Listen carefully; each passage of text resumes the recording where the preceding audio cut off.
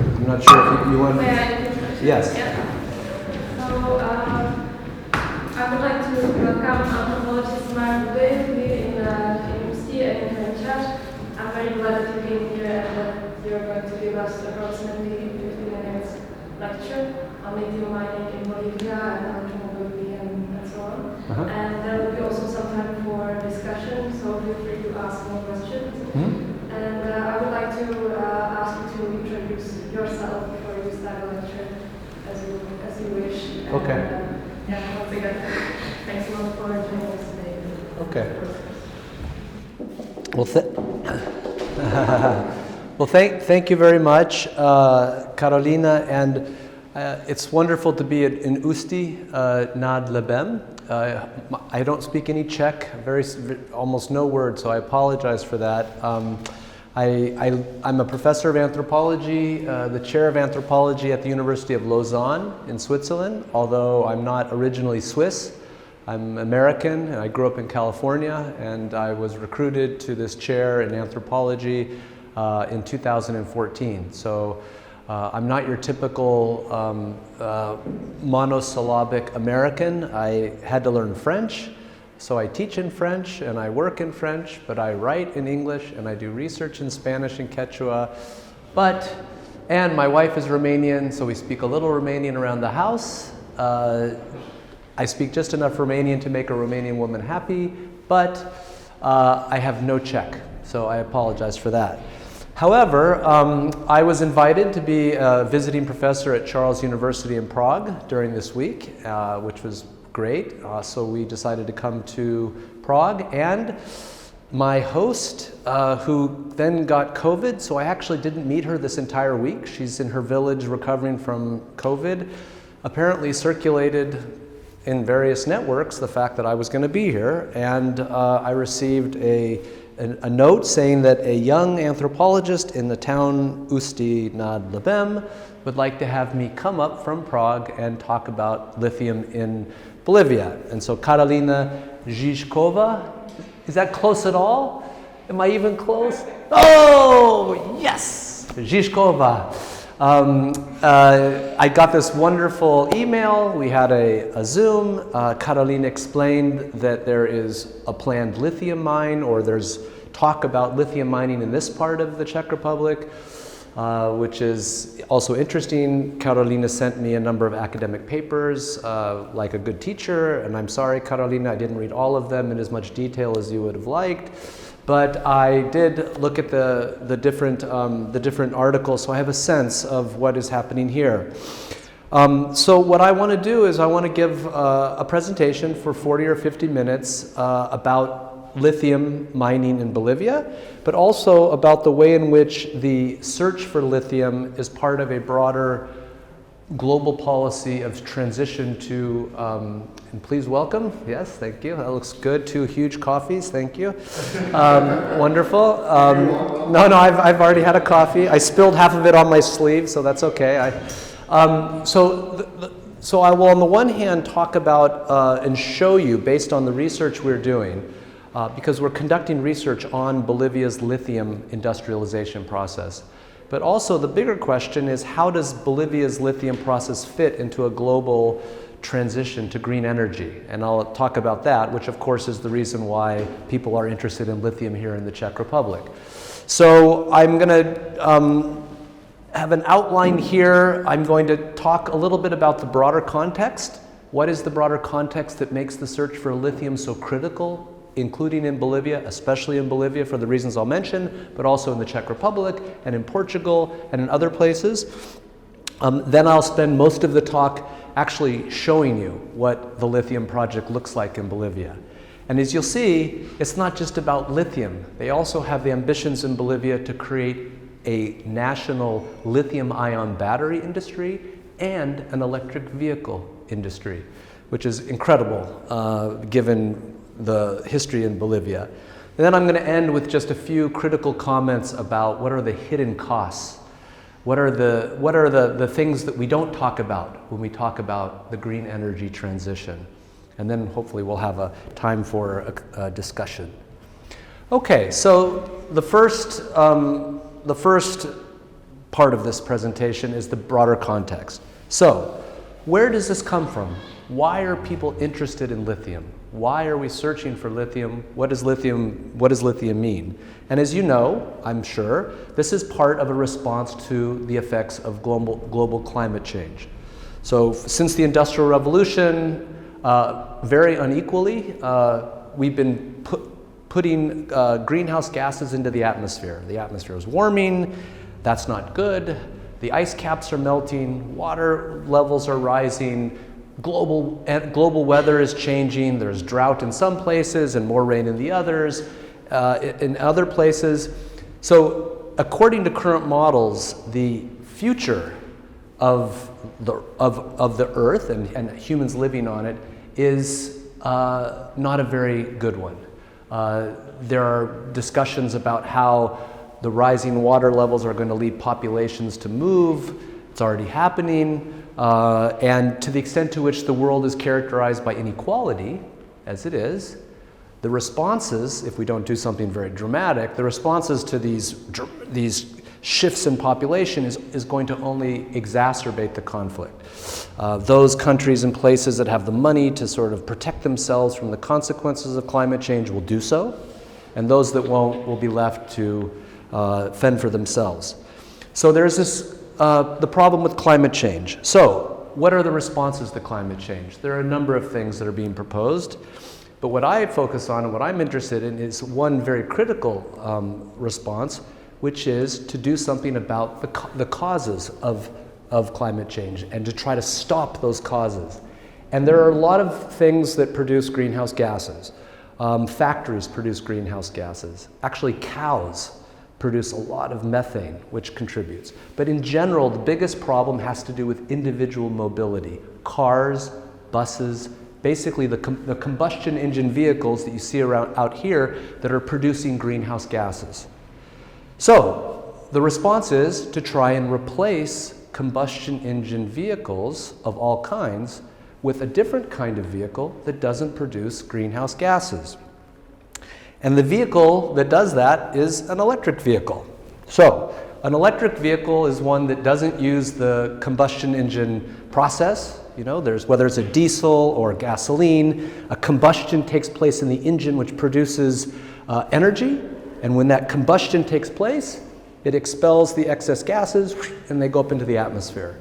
But an electric car, an electric vehicle doesn't do that. Basically, it has a bank of batteries that produce energy, and the car moves along, and actually no greenhouse gases are emitted from the tailpipe of an electric vehicle, whether it's a car or a bus or whatever.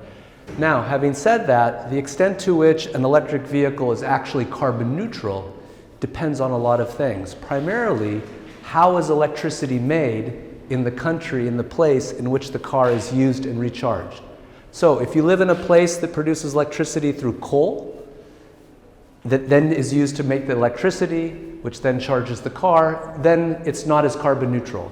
If you're living in Norway, which produces something like 90% of their electricity through hydroelectric, and you're using an electric vehicle, you actually get pretty close to a circular carbon neutral form of transportation. But as you can imagine, Norway is in the exception globally. Most countries are producing electricity in one way or another that does contribute to greenhouse gases. However, if you still had coal, but all of your cars in the Czech Republic, for example, were electric, it would help a lot. So it's better than nothing, but it definitely is the main pillar of Green New Deals. So you might say, why lithium? What's important about lithium? Well, that's because lithium is, according to current technological parameters, conditions, lithium is the main constituent in the batteries that are used in electric vehicles, so lithium-ion batteries. Well, what makes lithium so interesting? And that has to do with some very specific, I'm an anthropologist, I'm not a chemical engineer, so don't ask me very specific questions about how ions move between the positive and negative charge inside of a battery. But what I can tell you is that there are particular characteristics of lithium that make it an ideal constituent inside of a battery. It has to do with charging capacity, the capacity of lithium to hold energy, and also the life cycle of lithium-ion batteries. It can be 5 years, 7 years. We're still doing research. They're still doing research about how long lithium batteries last. Okay, so if you look at this chart, what do you see? So the chart in blue is the demand for lithium in passenger vehicles, EVs, meaning the kind of things that we use, individuals. But in general, if you look at this growth curve from 2015 to 2030, that has to be one of the most explosive growth curves for a product that I've seen. I mean, it's what we would call an exponential, geometric growth. And this is a fairly conservative estimate. And as you can see, almost all of the growth is coming from passenger vehicles. And that is because, for political reasons and economic reasons, the decision has been made to replace combustion engine vehicles with electric vehicles. So for example, you're here in the European Union, and as you might know, just a few years ago, the European Union announced a €1 trillion Green Deal. And the Green Deal, as you see, has a lot of different things that it's doing. You have, it's hard to see, but you have different kinds of recycling and so on. However, a key part of the European Green Deal is the electrification of mobility. So the idea is to replace combustion engine vehicles with electric vehicles, and electric vehicles use lithium-ion batteries. So what we've seen, and this is the Green Deal, the European Green Deal that goes until 2050. And we can talk later about why these long targets. Why 2050? Why not 2030? Why not 2025? There are answers for that. But what's happened in different cities throughout Europe, for example, is they have shorter targets. So in my city of Lausanne, they've announced their own version of this, although Switzerland's not in the European Union, but they're following this model that is by 2030, in only 8 years, combustion engine vehicles will be forbidden from the boundaries of the city of Lausanne. It will be illegal to drive, and this is a city of 200,000 people. It's not a very big city. Another thing that's happened because of this political announcement, in other words, there's going to be a time where it will be illegal to drive combustion engine vehicles. So what have the car companies done? Well, as you might know, most of the major car companies have announced a transformation of their production lines from combustion engine vehicles to electric vehicles.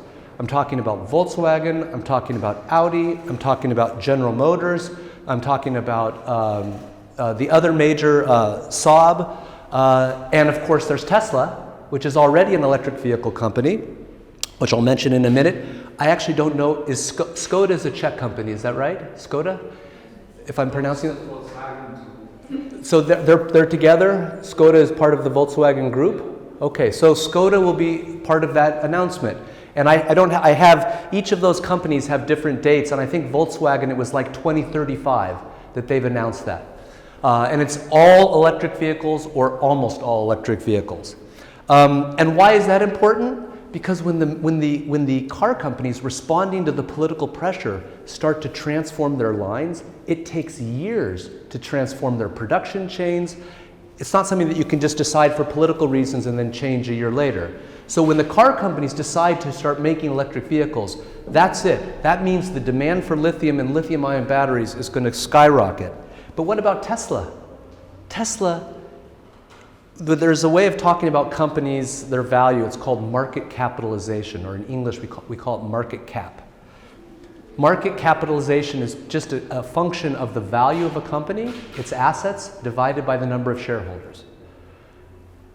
Tesla's current market capitalization is $1.2 trillion US dollars. Their market cap is bigger than the entire European Green Deal. The value of Tesla. They are the 6th largest company in the world, larger than any oil company, Tesla, except for Saudi Aramco, but that's an exception. Tesla is 5 times bigger than Toyota, which is the largest non-EV company. So we're talking about major financial implications already. And the companies see Tesla. They want to be like Tesla. They see what the future is coming. So this is a process which is moving forward. But the question is there enough lithium to meet the demand? Because if we can imagine a world in which all of the vehicles have been transformed into electric vehicles, including all the vehicles in China, all the vehicles in India, in Brazil, in the United States, will there be enough lithium to build the lithium-ion batteries which are needed for this dramatic expansion? Which brings me to Bolivia. So, let me just say a few more things about lithium. So what is lithium? Lithium is a metal. It's an alkali metal. It is the lightest metal in the world and also one of the lightest elements in the world. If you remember your chemistry, your periodic table, lithium is way up at the top, right after hydrogen and helium. It's one of the lightest elements in the world, but it's a metal. And as it turns out, lithium is abundant throughout nature. Lithium can be found in a lot of different places. For example, lithium is in the world's oceans, filled with lithium. The problem is that the concentration of lithium in the oceans, which is measured by ppm in English, parts per million, is so little, the concentrations are so little, that there's no technology currently available to actually extract lithium from oceans, for example. If you have lithium here in the rock, that's in the mountains here, I don't know the reserves that have been estimated. I don't know, I didn't know if that was maybe one of the articles, if they had talked about how many hundreds of thousands of tons of lithium were estimated, but it's probably down at toward the bottom. The Czech Republic wouldn't probably be on this, but there are concentrations of lithium. But lithium that's in rock is a different way of extracting, a different way of mining. 70% of the world's known lithium reserves are found in one area of the world, which is called the lithium triangle. And basically, it's a triangle that covers Bolivia, Argentina, and Chile. And it's basically, the lithium is found underneath this in fluid or liquid, which is called in English brine. And what is brine? So there's water that comes from the very, very highly saline solution. There's water that comes from the Andes Mountains a long time ago, and it flows down underneath this crust in very complicated geology. I've seen 50-meter core samples, and this is not just solid salt or rock. It has dozens of different kinds of materials that are in this layer. It's like what we call Swiss cheese in America, holes going through all over. And this fluid flows through it. And as it flows through it, it takes the minerals which are in the surrounding rocks and puts them into the fluid. Leaches, as we would say. So, what's in brine depends on what's in the rock, or what's in the geology. And it just so happens that in this part of the world, the geology is absolutely filled with lithium. Also magnesium and a couple other things, but the concentrations of lithium here is incredible. So, what this means is the attention of the world is on the brine underneath the great evaporated lakes of South America. Now, if you look up here at the chart, you'll notice something very interesting. So the first chart is the known reserves, meaning not what has been exploited, but what is there. And if you look, Bolivia has about 21 million tons of lithium carbonate equivalent, which is how they measure it, but just say 21 million tons of lithium. So by far, the most reserves are with Argentina, but in Bolivia. And then look at this. This is a chart which measures the amount of lithium which is produced in 2015, 17, all the way up to, and then estimated at 25. Now you notice something. Bolivia is red. There's no red. Until you get here, there's a tiny bit of red, tiny bit of red, tiny bit of red. So that means that almost all of Bolivia's 21 million tons of lithium is still in the brine, waiting to be extracted. So what's the problem with that? The problem is that if we go back and think about this curve, the demand curve, the world is going to need dramatically more lithium over the next 20 to 30 years to meet those targets. With Bolivia's 21 million tons alone would be almost enough to meet those targets. If they only used Bolivian lithium, you would almost have enough lithium to make the batteries to meet this growth curve. Without Bolivian lithium, it's absolutely impossible to meet that growth curve. So, as you can imagine, it means that everybody's interested in Bolivian lithium. Investors, governments, scientists, eco-entrepreneurs. It's the interest in this place. And think about it. Think of the irony here. This place here, which is one of the bleakest and most amazing landscapes in the world, is the subject of this intense obsession and fascination. This is called the Salar de Uyuni. It's the world's largest salt flat. This is about the size of the country of Qatar. It's huge. And it is at 4,000 meters. And it's, it is a unique landscape. So this brings me to the title of my talk, The Food That Will Feed the World. Where does that come from? Well, that allows me to tell you that a government official made a speech a few years ago in which he said that Bolivian lithium would be the food that will feed the world, even if it hasn't started to feed the world yet. Okay, so with that as a background, we have huge demands for lithium, 21 million tons in Bolivia. It's essential to meet these lithium-ion battery targets, but it's still there. Why? Well, there are political reasons why Bolivia hasn't started extracting lithium in industrial quantities, and there are also environmental reasons. So, just to give you an image just show you what I want to kind of show you what it looks like. And as you can imagine, this is very different than open pit mining. It's very different than traditional hard rock mining. In fact, there are some people who question whether we should call this lithium mining at all. People use the metaphor of agriculture, harvesting lithium, as opposed to mining lithium. Maybe it's not even a form of extraction, like other kinds of mines. But if you look up here, what you see is, you start with pools. So what happens is that you have the brine underneath, and they create these, they put massive pumps into the parts of the salar where they know there's a lot of lithium, and they pump this brine out, this brine that's been there, flowing around, leaching lithium and magnesium, and they pump it into these pools. And the pools are in succession. There's a grid of pools. And the brine is pumped successively from one pool to the next.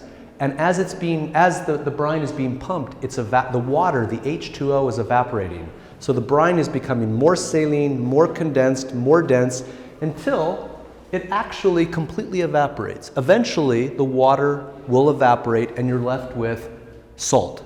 And this is salt in the sense that it has sodium in it, primarily, but it also has a lot of lithium and a lot of magnesium. So then the salt is then trucked to an installation like this, where it's put on a conveyor belt, which then takes it into a massive industrial facility, which is right on the middle of that big space. Now, just before I say something about this, I want to maybe because you're in a region here which is known for its mining, as far as I understand, there's a long history of coal mining here. I assume that mining culture and the history of mining is part of the Usti region. There are people here who've worked in mines. There are people probably who've gotten sick because of the mines. People have died in mining accidents, I imagine. But the notion of mining, and going back probably before the socialist period, has been, I assume, important to this region. And that's the same as in Bolivia. As you might know, mining has been a part of Bolivian history since the colonial period. There's a mine in Potosí, which is in the same department, but it's a city, called Cerro Rico, the rich mine. And from that one mine, the Spanish pulled, this is the story, they extracted enough silver to build a bridge all the way to Madrid. That was the story, at least. But in any case, the silver that they pulled out of Cerro Rico paid for the Spanish colonial project for almost 300 years. So Bolivian mines are famous or infamous. And as you move into, say, the 20th century, you've had periods of state socialism and periods of private industry. But the idea, the image of the miner, the Bolivian miner, is what I would call a tragic hero. So the average lifespan of a Bolivian miner, meaning one who works underground, is around 45 years. So already in their 30s, almost 80 to 90% of Bolivian miners are already developing silicosis in their lungs. There's no protection. The standards in the mines are terrible, as you can imagine. The technology's bad. So almost all men who become miners know they're going to die around 45. And so now you have these communities where women are married, they marry a second miner, and there's a whole culture around mining, around death. And for most Bolivians, when they think of miners, they think of them as heroes, tragic heroes. And there's a phrase that people use to talk about mining, which is, we eat the mines, meaning it provides us food, but the mines eat us. So, if you think about different moments, if I think about different moments in Bolivian history, miners, when they mobilize and they come to La Paz and they march, they're seen as a kind of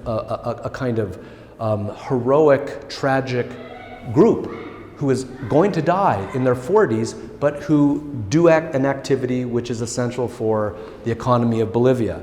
But is this mining in that sense? It's an interesting question, because in Bolivia, the critics of lithium call it mining. And they say what's happening in the Salar is just like what's happening in Potosí. You have mining, you have extraction, but when you do the research and you meet the people who are here, they don't share many of the same characteristics of miners. For example, this is something. So just to continue with my story about what happens to the salt. So what happens to the salt? Hello.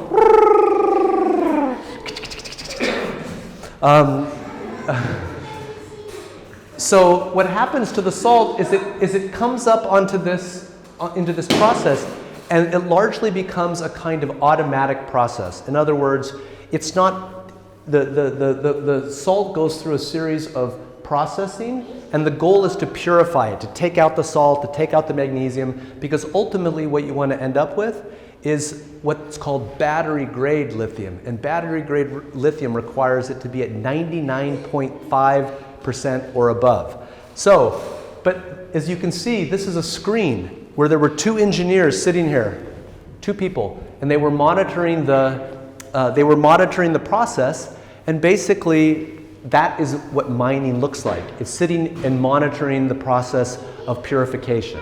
So I say that because when you compare different kinds of lithium extraction, this kind of extraction is very different than the hard rock or the open pit mining that they're proposing here in terms of its environmental consequences and in terms of its impact on people. Yes, so that is, and so just something about the people. So the people who work for the state lithium company, which is called ELB in Spanish, they come to the facility, and they can't bring their families. They have to come alone, and they live in I have two kids, so I know exactly what this is like. So they're older now, but I remember those days. Well, that's the problem. Now they want to play. So that's going to be on the recording. That's going to be a strange recording. But the miners, very much unlike the traditional miners who live in camps and have a whole community there for decades, these miners come and they stay for 2 weeks or 3 weeks and work, and then they go back to their families. So they do rotations. They can't bring their families. There's no alcohol allowed at the facility. They have some entertainment areas, but they're not allowed to drink, which again is something which they do a lot in the traditional mining places. And they're much more educated. And they don't come from indigenous backgrounds largely. They're middle-class Bolivians, they're engineers, they're geologists, they're people who can monitor the sites.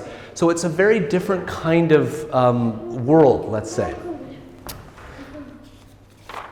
Okay. Now, as I said, The lithium extraction, which is still happening at what we call a pilot level, meaning it's very much at a small scale, is not the only part of this story. As I said, Bolivia is also trying to create a lithium-ion battery industry. So here you see Bolivia in the center. There you see, you can imagine the lithium triangle. This is the part of Bolivia where the salars are. This is the part where the lithium extraction takes place in. And I can't reach it, but up at the top over there, about 4 hours away, is another little village called Palca. And in Palca, they are doing something which is incredible. They are actually in the process of developing a national lithium-ion battery industry. They have received sort of technology transfer from French, from Chinese, from Japanese and others, but they are trying to learn how to build lithium-ion batteries themselves. And as I said, without going into the chemistry, once you get to the point where you have lithium carbonate, a whole other process begins to build the battery, which involves a whole other series of steps. You have to synthesize the cathode. You have to create the negative and positive poles. And this is why lithium is so important, because it works really well in a battery. But first of all, in here, this is a $200 million research and production facility that was just opened last year. And it's in the middle of nowhere. If you look where it is, it's just in the middle of the Bolivian countryside.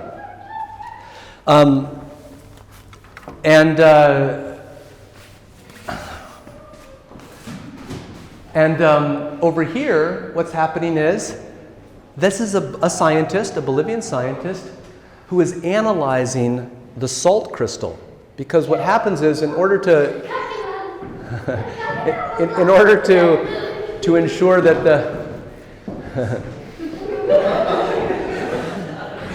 there they go, the men, get back down there, you. But so what he's looking at in this picture is a crystal, and what he's looking for is to make sure that it has the right form. So actually the geometry of a crystal is important, and its purity. That is it of a sufficient level of purity without other kinds of aspects? So they look for two things. They look for the shape and the purity. And he's using here a very expensive electron microscope to analyze the crystal, which was again part of the state project. So the ambition to build from scratch a lithium-ion battery is absolutely incredible. Now, they're not trying to compete with South Korea or China or other countries or companies like Tesla, which makes its own batteries. For example, the gigafactories that they're building here in Europe. They're not trying to compete with them. And this looks really cool and really difficult, but of course, if you were to go to one of the major battery companies in South Korea, they're doing this same thing at an industrial scale. They're making tens of thousands of batteries every month. But what they're doing here is they're taking a minimal amount of technology that they paid for the technology, and they're trying to develop their own capacity to make batteries themselves in Bolivia. Now you might say, well, why is that important? Well, in Chile, they don't make batteries. It's largely a private companies which produce lithium, and they sell the lithium carbonate. There's no other country that is both extracting lithium and making its own batteries, with perhaps the exception of China. Well, these are the batteries that they're making. So you look over here, these are not the batteries they made last month. These are all the batteries they've made since they started making batteries. There's something like 2,000 batteries here, okay? And they started in 2007. And they're making batteries that have the capacity to be used in bicycles, in scooters, small appliances, but not in automobiles. So they haven't done that. However, what's interesting is these batteries. So this is a separate program. So they do not have, the ELB does not have the ambition to eventually produce batteries for Tesla, for Volvo. They're not going to do that. But they want to be able to say to the world that they are the only, so if you go back to here, and I'll just quickly run through back to this. My first slide, if you read Spanish, down here, Bolivia is the only Latin American country that takes on lithium industrialization in its entire productive chain. So they want to be able to say that they've broken free of that legacy of exploitation where the minerals were taken out of the earth and taken off to some other place. Even if they never compete with those companies, they want to be able to say that they're doing it for political reasons. But going back to these batteries, so what are these? These are really interesting. So these are batteries which actually work which actually work with another green technology, which is solar lamps. So a solar lamp is a small lamp that is, first of all, receives it looks just like a small lantern that has a solar panel on the side. So the sun goes into the solar panel, and then the electricity is stored in a lithium-ion battery, one of these things.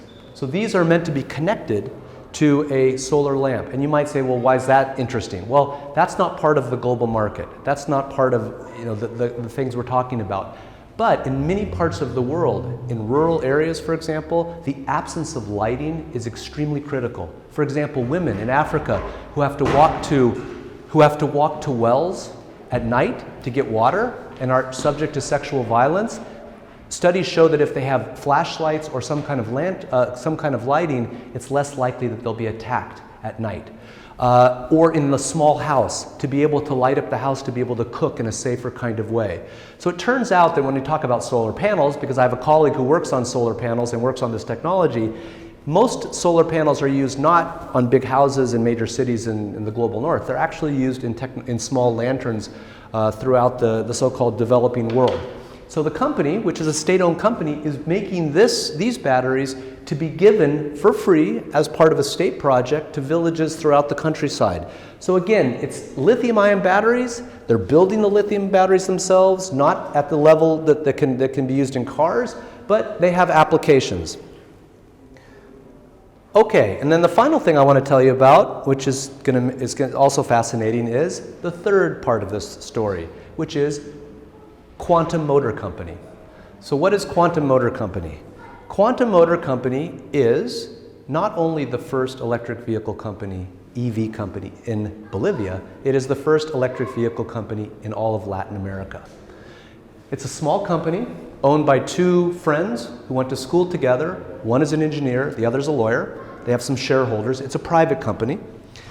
And they're based in the city of Cochabamba, or Cochabamba, which is kind of a well-known city in Bolivia because during the Inca Empire, which Bolivia was the southern province of the Inca Empire, the Cochabamba, which is a valley, which looks very different than those pictures I showed you. It's actually around 2,500 meters. There are lots of agriculture. They grow potatoes and corn.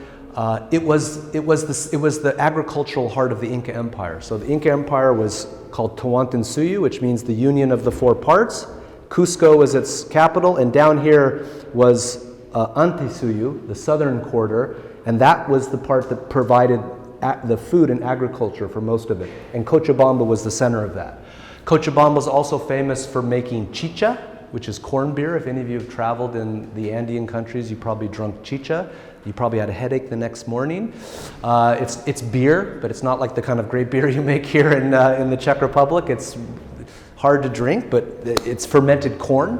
But it's also the site of Quantum Motor Company. And this is their factory. They make about 25 EVs per month under what might be called artisanal rather than industrial circumstances.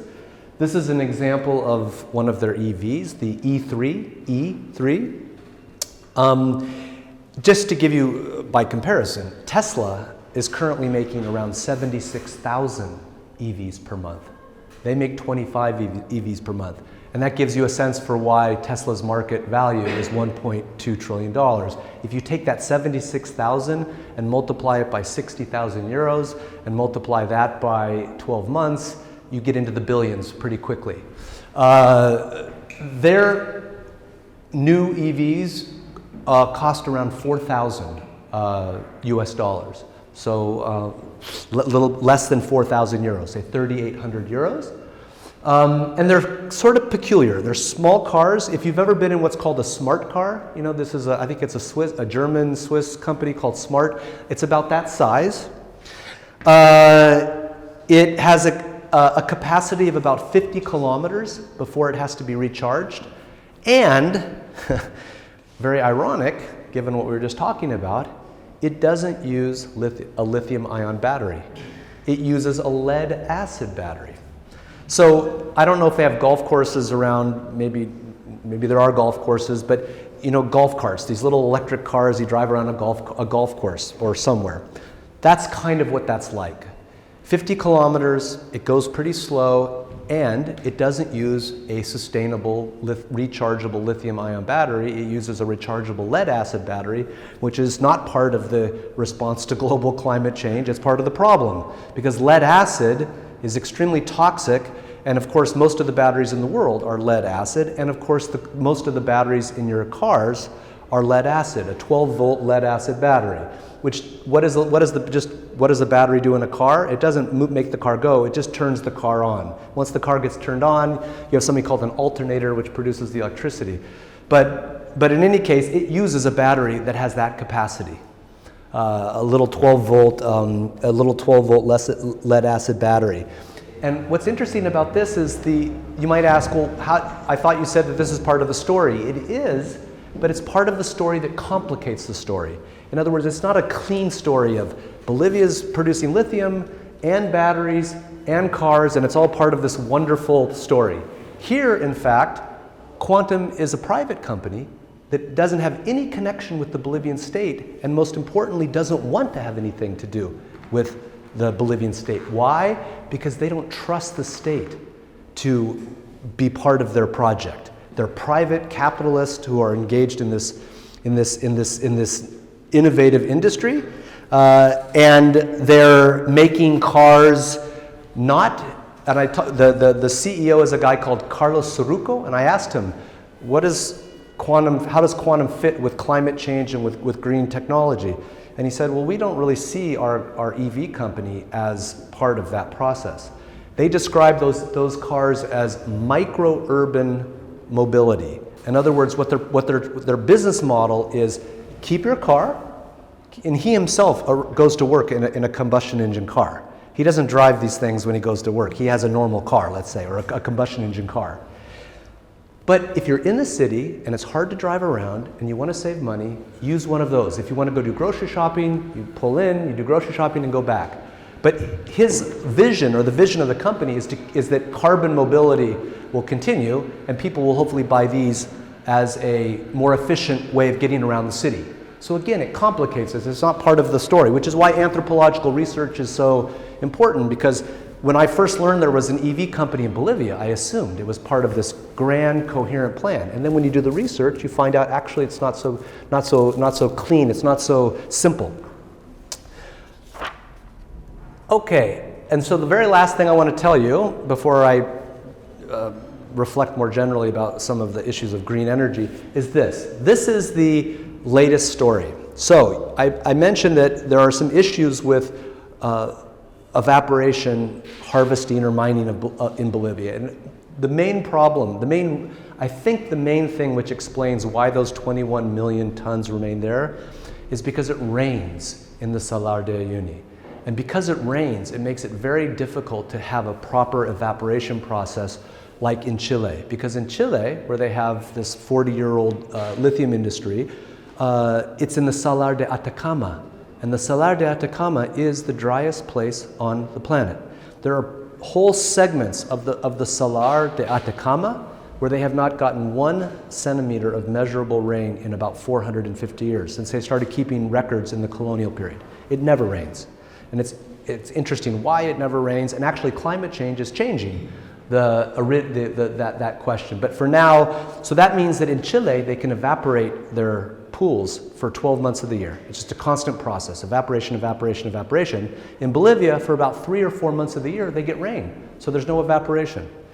So what this is in April of 2021, a little bit over a year ago, the Bolivian government announced a competition that was open to companies all around the world, private public, Chinese, American, French. There were companies from all over to propose a new technology that would respond to that problem of evaporation. How do we get that 21 million tons as fast as possible? So the technology that the companies are developing now is something they call direct lithium extraction.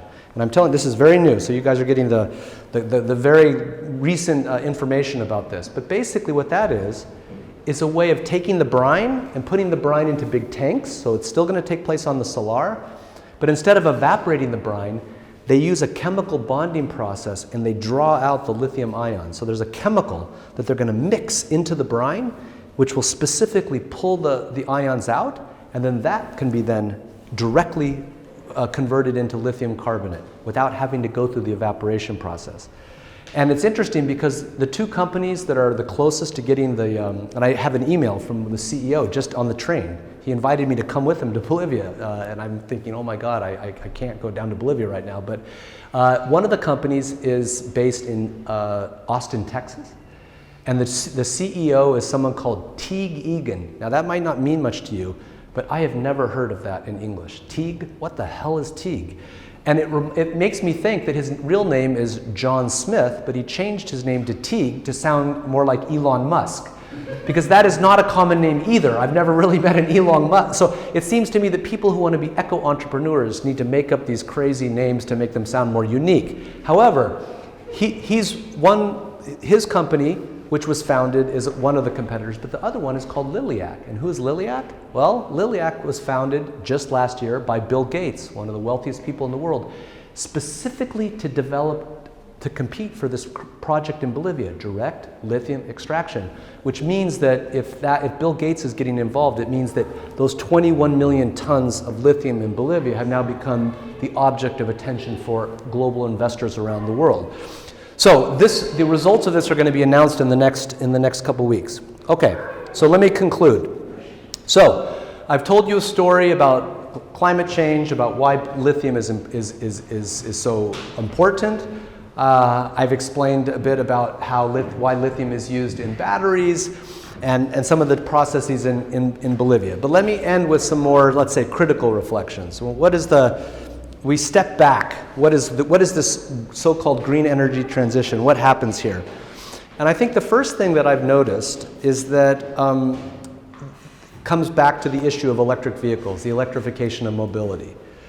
What happens, or what is happening when combustion engine vehicles are being replaced by electric vehicles?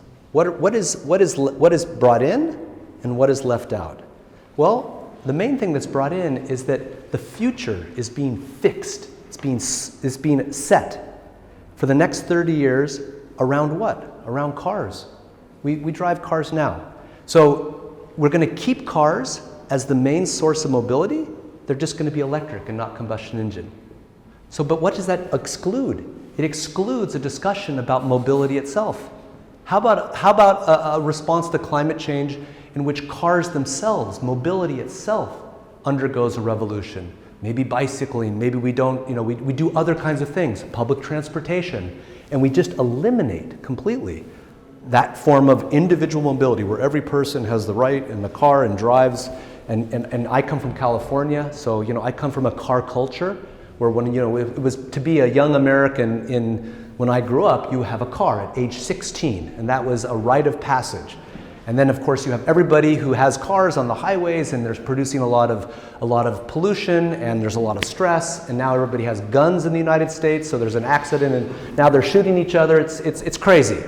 But with this electrification of mobility, that question of mobility itself is kind of taken off the table. We can't really have that. Now we just worried about how to get lithium and get lithium fast enough to keep the target climates to 1.5 degrees. But we're not having a conversation about mobility. That's the first problem. The second problem has to do with what I just mentioned, with the people who are involved.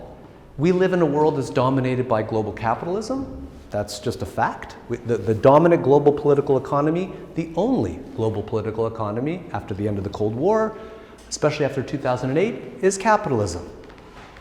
China is one of the world's greatest capitalist countries, non-democratic, the United States, India, Brazil. Capitalism is the dominant political economy, meaning economic system. And why is that important? Because it's an economic system which depends on growth. It is the world's greatest economic system for the production of wealth. That's true, but it's a kind of production that has what we call externalities, consequences. Climate change is a consequence of global capitalism, right? I mean, between the production of cars, which is an industry, between the factories, the Industrial Revolution itself, which was the emergence of capitalism in the early 19th century, that was in a way a consequence of capitalism. So the idea that capitalism itself is going to provide the solution to climate change makes me very skeptical. People like Bill Gates and others, they're in it for the money, and if you can commodify green energy, so that's great, but it's important to keep in mind who the actors are. And then the final thing I would say is, and this comes to this, look at this. Look at this chart. So this is a screenshot from a web page of one of the companies, Teague, Teague Egan's company, EnergyX, which is in Austin, Texas, which is actually a very cool city. If you ever get down to Texas, it has a great music scene. It's okay. Texas itself is kind of a problem, but Austin, where the university is, it's pretty cool. You'd love it. A place like this would fit in very well in Austin, Texas. But if you look at this, the first thing you think of is, it looks pretty good. It's a complete system, a circular system of energy. Number one is the sun. The sun, the entire roof is solar panels. So the energy, the natural renewable energy of the sun is absorbed into a solar panel. Then over here, the energy is stored in a storage bank, which is probably using lithium-ion batteries, because you can use lithium-ion batteries to store energy outside of cars. That's what they're thinking about in terms of secondary and third uses of batteries that go into cars. There's research being done that we don't want to throw those batteries away. We want to then take them and make them in a storage bank and so on, which would be, that's fine. But look at this, it's being stored. Oh, and you want to go out to the store, and you get into one of your two Teslas, and you drive away, and that's number 4. It looks great. But when you look at it again, you think to yourself, that's that's an elite image. This is an image of the green future, which you see a lot, which is really only available to the 1%, the global 1%. This is a multi-million euro estate on some kind of large tract of land. Who knows what kind of forest they have going back there. I mean, this whole thing, which increasingly is the image you see in the global north, especially about what the green future who's targeted for the green future. So the point is that we also have to be careful for what kind of inequalities, what kind of structural inequalities are hidden in and will be perpetuated and made worse through this green future.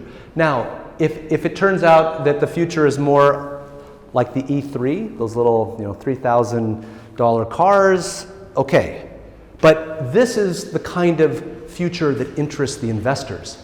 They're not interested in quantum. They're not interested in making $3,000, even if they used lithium-ion batteries for customers in Bolivia. They want to make $1.2 trillion.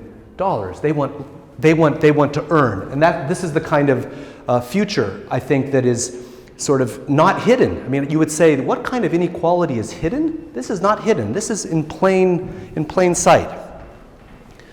So, with that, I will end my talk. I hope my attempt at saying thank you for listening in Czech is reasonably accurate grammatically. Thanks to Google Translate. Okay, and that's me on the Solar. And as you can see, that's another reason why the Solar is so famous, because people come from all over the world to take pictures like that. But that's another story. Thank you very much.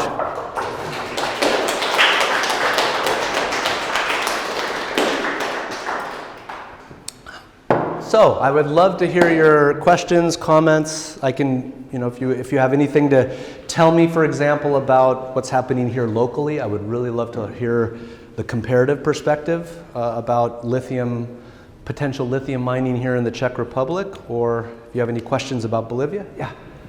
Can I start? Thanks a lot for the presentation. It was wonderful. and got me to think about the role of, I'm not sure if I missed it when I went to the bathroom, but if you can more elaborate on the role of Evo Morales, for example, because he's well known for like popular project, for the popular platform that got together people from indigenous communities, workers, and in an anti-imperialist struggle. And therefore I would like to ask you, like, how does he or the platform behind him see itself or himself as, let's say, a stop of exploitation of lithium towards the global market, basically as a stop, as a cent in a gear of like a global car capitalist market driven by Tesla, by Bill Gates and China. You know, that's what interests me here. So, thank you very much for that question. And yes, so just to explain for those of you who don't follow Bolivian history so closely as you do, which is very interesting. So, Evo Morales was elected and took office in 2006 as the first self-identifying indigenous president of Bolivia. And it was an amazing moment in Bolivian history. Bolivia, like a lot of Latin American countries, are marked by tremendous inequality, racial inequality between those who came from Europe and basically have dominated economics and politics since the 19th century, even before that, and the large indigenous population. And what makes Bolivia so unique is that it has the largest indigenous population of any country in Latin America. Around 60% of the people in Bolivia identify as indigenous through things like the language they speak, whether it's Quechua, Aymara, Guarani. So Evo Morales, who's an indigenous person, was elected president. And he was also at the head of a party called the Movement to Socialism Party, the MAS party. So you have an indigenous president who is elected on an anti-colonial platform at the head of a socialist party. So you think, wow, there's going to be a real revolution. And in fact, they talked about revolution, but they also needed money. So a few things happened. One of the things that happened was that the main industry for the first 12 years of the administration was gas. So the state nationalized the gas industry. There's socialism, that's great. But they nationalized a fossil fuel industry, which was in high demand, and the gas that they sold primarily to Brazil, Argentina, and regional markets was the reason why the Bolivian economy grew for around 4.5% for almost 15 years. They created a social security system in Bolivia. They created a series of grants where older people, people in college, pregnant women got money per month. So they did a tremendous amount of social development in Bolivia, but on the basis of an extractive industry that was part of the capitalist system. It has to be, because that's the only system that exists. You need money. Norway, it has one of the most green economies in the world, but of course, as you all know, it comes from, the paradox of Norway is that its wealth and development come from selling oil on the global oil market. And in a way, Bolivia was a little bit like Norway. Like internally, there was this discourse and policy of socialism and of giving power to the poor and the indigenous populations, which they did, but it was on the basis of selling gas, a non-renewable fossil carbon fuel, to the neighbors. So the other thing that complicates Bolivia on this part of it is that beyond the economic socialist language, there was also a cultural language that was very important, and that was a language of indigenous empowerment and also protecting Mother Earth, which they talk about Pachamama. Bolivia was the first country in the world to pass a law that protected the rights of Mother Earth. So on the one hand, you're protecting Mother Earth and you're talking about sustainability, but on the other hand, your socialist economic development is coming through the extraction of gas. And they got into trouble. You might have heard of a conflict where they proposed to build a highway through a protected reserve called Tipnis, and that led to a minor rebellion in 2011. So this tension has been there all along. And then in 2019, the Morales government was deposed in a coup d'etat. And for a year, a right-wing government took power. And the debate on international social media was that it was really about lithium. That instead of these 21 million tons, if you could make that available to private companies, that they would industrialize it within a year. Within a year, they would do that, as opposed to allowing the state in its slow, inefficient manner to industrialize. So that was the idea. I have my answer for whether lithium was at the heart of that coup. But the Mas government was reelected in 2020, and they are continuing with this process. And I will tell you that people in the government have told me that besides its economic value, one of the reasons why they're so interested in lithium is that it might come to someday replace gas. So lithium is a resource which is connected, as we've just seen, to the energy transition. Even though lithium itself is a non-renewable resource, it is used in a technology which is a response to climate change. And that's not the same with gas, as we know with the conflict in the Ukraine and the question around Russian gas. It's obviously not the same with petrol. Petrol is the bad resource. That's associated with the past. But lithium is the ingredient that makes lithium-ion batteries, which go into electric vehicles, which are going to hopefully keep us at 1.5%. So the idea is that although they're going to continue doing extractivism, there's no model I know about where the government continues in its economics without some extractive industry. There is going to be some extractive industry, but it's one that would allow them to sort of tell people that, well, okay, the resource comes out of Pachamama, but it's being used to help Pachamama in the form of electric vehicles.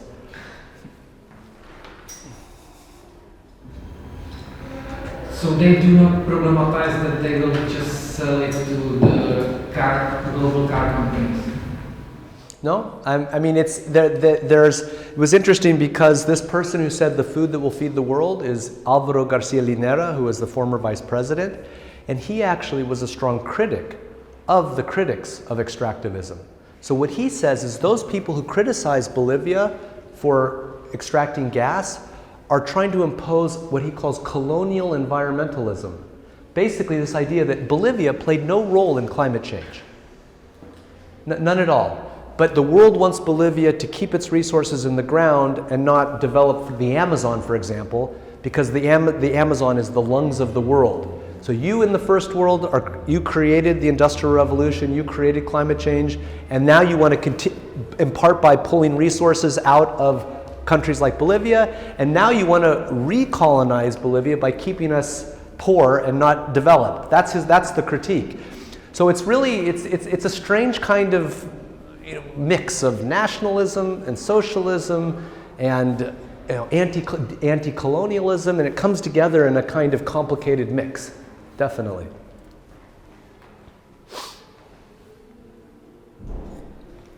Yes, Carolina. Yes. I'm curious about the general public perception of these operations, because as you mentioned, it belongs to the state and the country is socialist. So does the general public believe that the profit will somehow trickle down to ordinary people, whatever it is, and will improve their situation or something like that? And then I was also wondering whether the money from where, as you showed us, the new open facility for processing lithium and all these facilities, and you said it's funded by, or it's the state facility. The money for these facilities, they come from the gas industry, or are there any foreign investors investing here, or does it really belong to the state only, and where do they get the money? They both make perfect sense, both excellent questions. So the answer to the first question is, and this is the value of being an anthropologist, I think, is that you can't talk about a general public. There is no general public. Even here, I assume that even talking about lithium mine here, You'd have to say it depends on who you're talking to. If you're talking to an environmentalist in Prague, they would have one. So are you talking about people who live in the area or just Bolivians in general? Maybe what is the narrative addressed to some kind of a general public? Because on one hand I can see like, okay, it's a state facility, you know, state money, state profit, that this can go to people in the country. And on the other hand, I could see that the jobs there created for the people are for like very, you know, specialized, very, like, a minority of people, like educated people, white people, you know, always few jobs here. So how does the government, you know, like work with this? Okay, in communicating to the. So that's a different question, but I mean, I could also talk about how the project is viewed by different segments, but that's something else. But what is the way they present it? They present it in the same way they presented the gas project. It's true, not that many jobs are created, in part because there are few people who are involved in this. But just like in the gas industry, which made hundreds of millions of dollars in revenues per year, and that went into the national treasury, the idea was that the revenue from the lithium projects, which might include batteries as well, but certainly, I mean, it's clear that the battery industry is never going to compete, let's say. It's never going to be a multi-billion dollar or billion euro industry.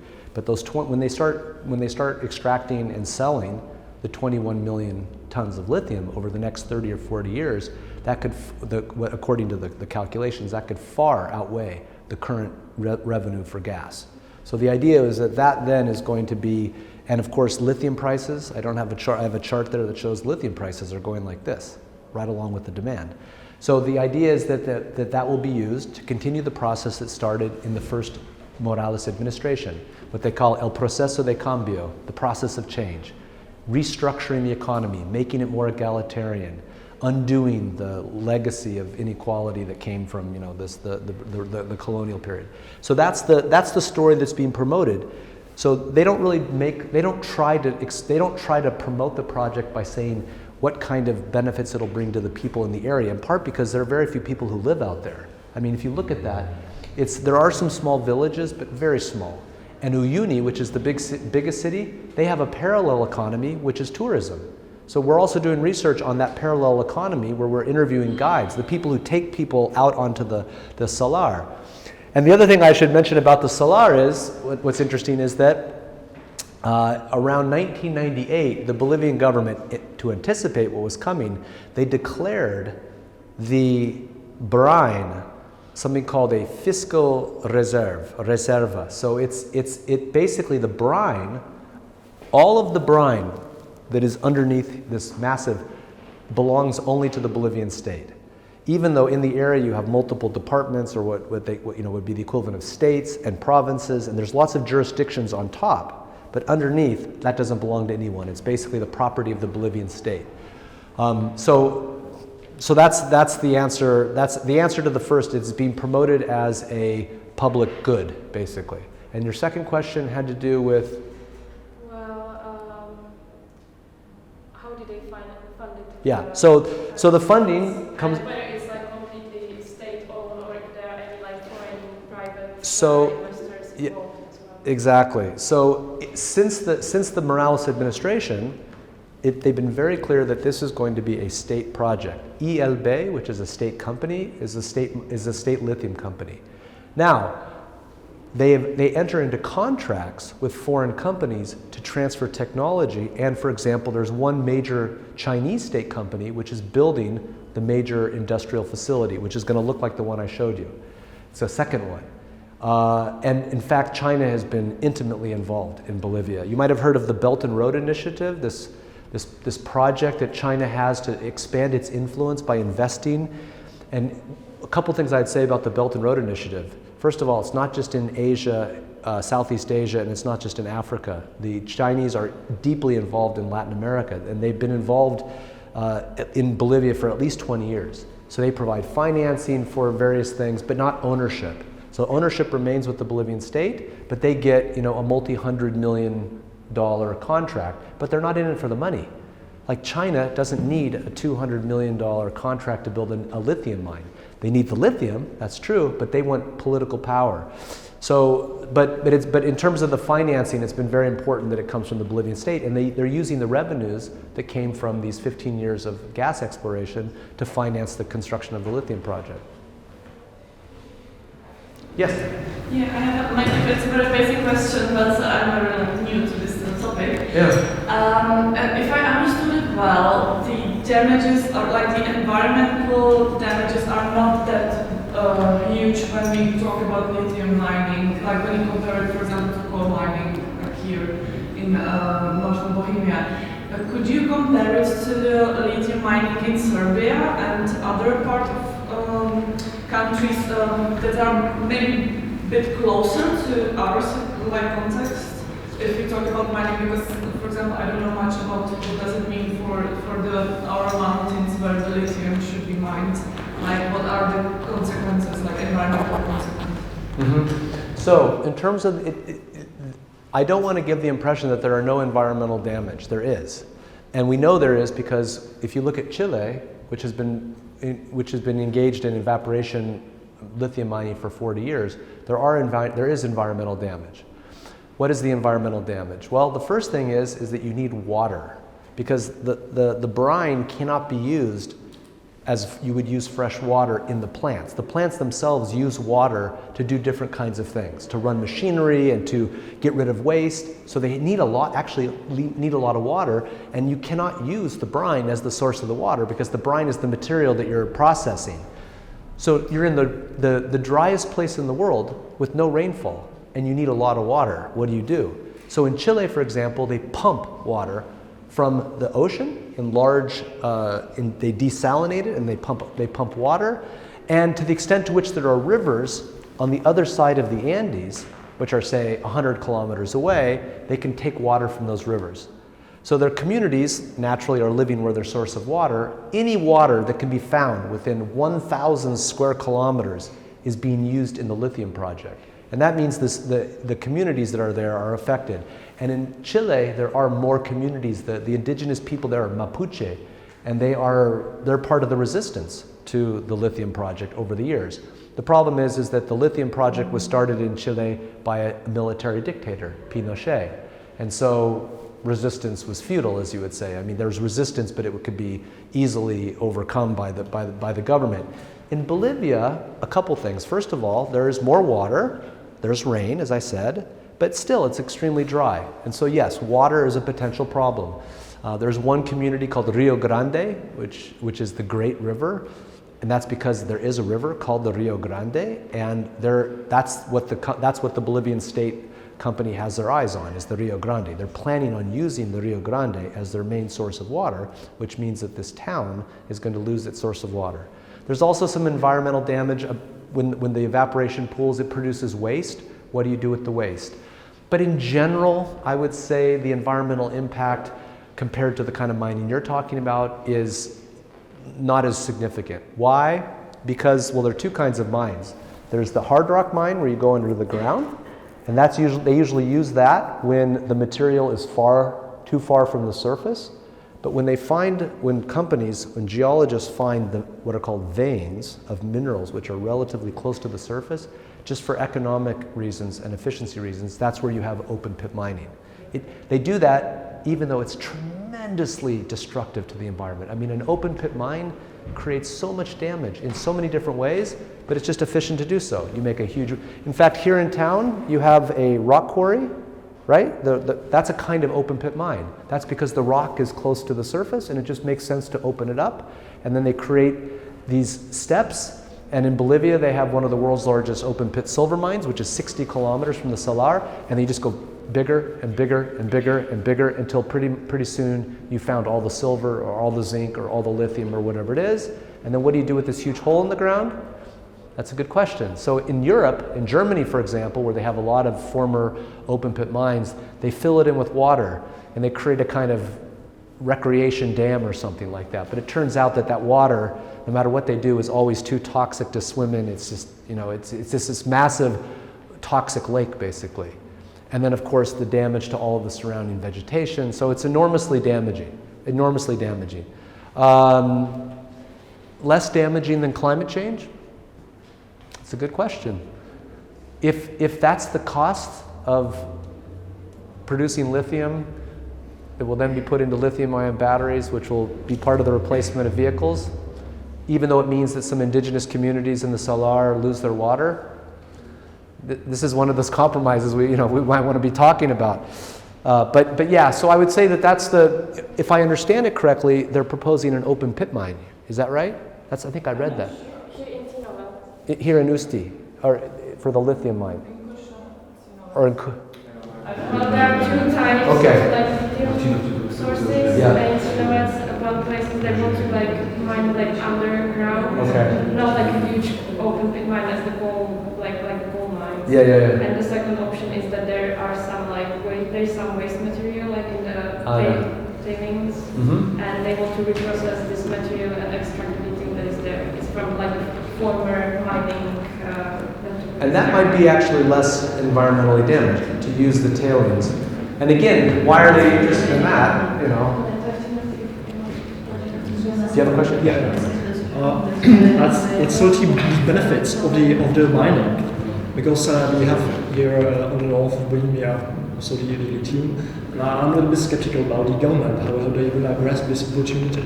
Yeah. And one thing is to extract the lithium from the ground, and the second is to add some process on top of that, because the benefit will be greater if you do not process the lithium here locally in Czech Republic. Okay. The point is to keep the value that you create in Czech Republic, because already now we are a country of cheap manufacturing. Yeah. If some foreign company establishes here some manufacturing plant, then usually in the average they keep around 4% of the profit here, and only 4% is taxed, and the rest is put away by transfer pricing, which was on the edge of the law and so on. So the question is how to do that. Shouldn't the government, let's say, support financially the design and let's say the development and so on? For example, you mentioned Škoda cars.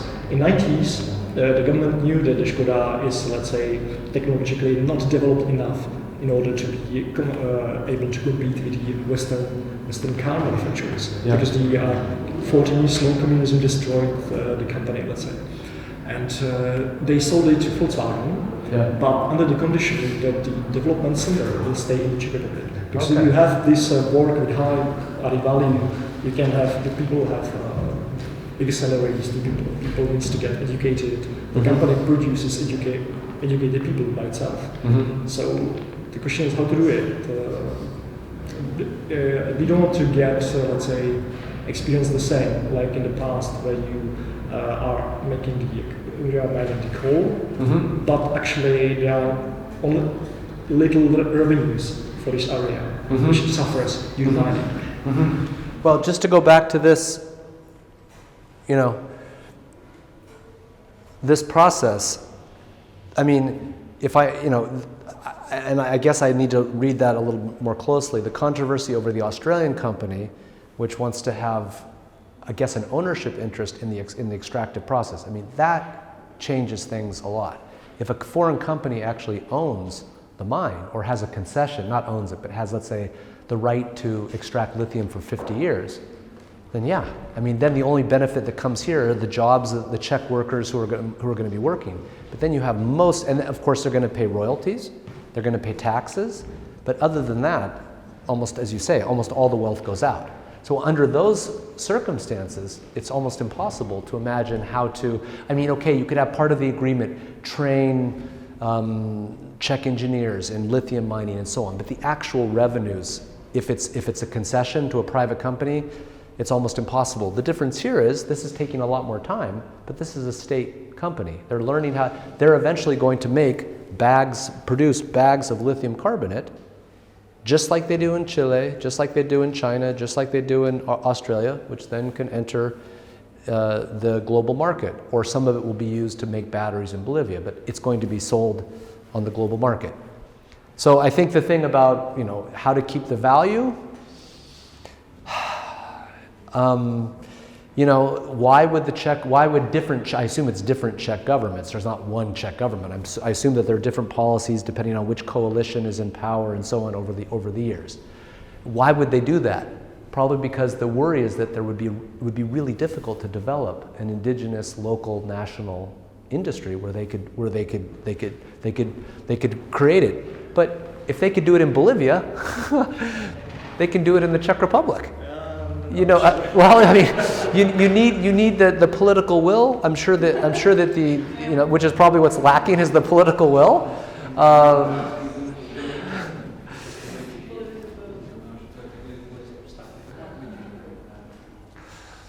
Yes, sorry. Can you tell us more about the resistance and like what are the differences between the Argentinian and resistance and the one in Chile and in Bolivia? Also, we mentioned it about before. And also, if it's mostly centered around the water and the problem with the water and the indigenous communities which are affected by it, or it's some stronger movement which would have some like broader anti-colonial narrative. So, what's really interesting, again, another one of the problems with anthropology is sometimes you find things you don't want to find. So when we're and you either tell the truth about what you found or you tell it, you know, you say something else. So in doing research out in the area of the Salar, we have found almost no organized resistance to the lithium project. If people oppose it, they oppose it because they just don't trust that the state will be able to quickly, because they're thinking about the state mining company, which is called Comibol, and has a long history of inefficiency and, you know. So in this area, you have private mines. You have, as I said, 60 kilometers from the Salar, you have a place called San Cristobal, which is one of the world's largest open pit silver mines, which is owned 100%, well, it's a concession, by Sumitomo, which is a Japanese company. They have just, this is the equivalent. They pay royalties to the Bolivian government, but they have 100% control over that. And they earn around $1 billion a year in revenue from this mine. And then they pay taxes, they pay royalties, but most of the earnings go to their headquarters in Tokyo. But the people who work at the mine have some of the highest salaries in Bolivia. They make something like 20 times more than a teacher makes working in the mine. They pay them like $3,000 US a month. Yeah, which is huge. So people are buying second homes, they're buying third homes. So under those conditions, there's no resistance. So, okay, it's an open pit mine. I could show you pictures of it. Imagine the biggest open pit mine you've ever seen. That's this mine. Terribly destructive. But the people in that area, you know, we were thinking, wait a second, aren't they going to oppose this because it's terribly environmentally damaging and all the revenue is going out? But they don't care about the revenue. What they care about is the fact that this company, which is planning to be there in this part of just by this area until 2050, so just coincidentally in the same time frame as the European New Deal, that's according to their estimates about how long the silver will remain, is providing extremely high salaries over multiple generations, and they've been there for 20 years. So, you know, when you ask people, but look what's happening to the earth. They're destroying the earth. They're like, this is great for us. Look at the economy. Look at the fact that we're able to do things for our children, to send them to La Paz to go to school, to send them to Miami to go to university. So, and if you ask them, speaking about socialism, what happens? What would happen if the socialist state said that they're going to nationalize the mine? They said that then we would resist. Then there would be a rebellion. Because they think about the state mining company. It's terrible. They pay nothing, no salaries, under really bad conditions where people are getting sick. So for now, there isn't an organized resistance. Unlike in Chile, where you have many more indigenous communities whose environment, whose agricultural zones have been destroyed, basically, by the lithium industry. So there isn't really a resistance in the kind of way that we would like to see, I think. And if you talk to people about the fact that, well, okay, lithium is not really as green of a technology, that's just not a kind of conversation people are interested in having. I mean, it doesn't mean you can't talk to people and educate them, do courses like this or, you know, talks like this where And people are interested to know how lithium fits. Why is everybody so interested in lithium? People are coming from all over the world to this place and they're interested in lithium. Why lithium? In this area, there's a traditional salt industry. So meaning salt for using for food. So there are a few communities which every year go out and they create blocks of salt which they then take to a city and sell. And there's a kind of artisanal salt production. So it's not that people never have used this area, but this intense focus of foreign companies and researchers and everyone is part of a story that's so far removed from their lives that they're not really thinking about it.